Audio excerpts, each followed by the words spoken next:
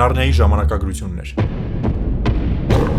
10 փաստ Նարնիայի ժամանակագրությունների մասին, որ քչերը գիտեն։ Առաջին. Ասլանի ձայնը փոխվել է վերջին պահին։ Ասլանի ձայնը պետք է կարդար լիովին ուրիշ դերասան, բայց վերջում ընտրեցին Նիսոնին, որովհետև նրա ձայնը ավելի իշխանություն ունեցողի տեմբր ուներ։ Երկրորդ. Երեխա դերասաններին սկզբում չէին ասել ամբողջ պատմությունը։ Երեխաներին շատ դեպքերում չէին պատմում ամբողջ սյուժեն կամ տեսարանը, որպեսզի արձագանքները լինեն իրական։ Երրորդ. Սպիտակ կախարդի սառնությունը իրական էր։ Դերասանուհի Տիլդա Սվինթոնը նկարահանման ժամանակ ընդհանրապես չէր շփվում երեխաների հետ, որ նրանք իսկապես վախենան իրենից։ Չորրորդ. Սառույցը շատ տեսարաններում իրական էր։ Սառը տեսարանների ժամանակ օգտագործվել է ոչ միայն CGI, այլ նաև բնական ձյուն, որպեսզի տեսարանները իրական լինեին։ 5-րդ. Լուիսը պատմությունը գրել է քրիստոնեական սիմվոլիզմով։ Cliff Staples Levis-ը պատմությունը գրել էր որպես քրիստոնեական ալեգորիա։ Ասլանը որպես Քրիստոսի սիմվոլ եւ սպիտակ կախարդը որպես սատանայի։ 6-րդ. Երեխաները մեծացել են նկարահանման ընթացքում։ Դե նրանք պարտավոր էին մեծանալ։ Ֆիլմերի միջև դերասանները փոխվել էին, ինչը վտանգ էր ներկայացնում շարունակության համար։ 7-րդ. Ֆիլմաշարը չէր շարունակվելու երկրորդ ֆիլմից հետո։ Արքայազն Կասպյանը չունեցավ սպասված հաջողությունը եւ նախագիծը կանգ առավ։ Երրորդ ֆիլմը արդեն նկարահանվել է ուրիշ ստուդիայի կողմից, որովհետեւ Դիսնեյը դուրս եկավ նախագծից։ 8-րդ. Երեխա դերասանները վախենում էին որոշ արարածներից։ CGI-ից բացի կային վախենալու դիմակներով կերպարներ, որոնք վախեցնում էին երեխաներին, որպեսզի նրանց վախը բնական լիներ։ 9-րդ. Կոստյումները շատ ծանր էին։ Զինվորների եւ արարածների հագուստները երբեմն այնքան ծանր էին լինում,